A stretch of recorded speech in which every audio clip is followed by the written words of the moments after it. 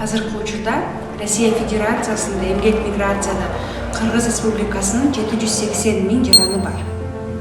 Бул болсо Бишкек шаарынын дээрлик баардык калкына барабар. Же Нарын жана Ысык Көл облусунун бирге алгандагы калкынын санына барабар. Эмгек мигранттар биздин мамлекетибиздин коомуна жана экономикасына олуттуу салым кошуп келишет. Алсак, мисалы 2020 жылы эмгек мигранттарыбыз Россиядан гана мекенине 2 миллиард 377 миллион доллар которушкан.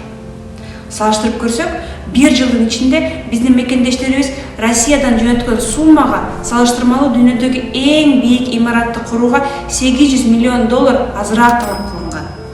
Бир топ сумма Тилекке каршы биздин көптөгөн мекендештерибиз эмгек миграциясында мыйзамсыз жана атайын даярдыктан өтпөй жүрүп, турак жайды ижарага алууда, ишке орношууда жана алар өздөрү иштеп тапкан акчаларын ала албай калган учурда алдануу сыяктуу көйгөйлөргө туш келишет. Алар эң жакшы дегенде депортацияга кабылышат. Ал эми эң жаман учурда эмгек кулчулугуна кабылышы мүмкүн. Мунун алдын алуу үчүн биз эмне кыла алабыз?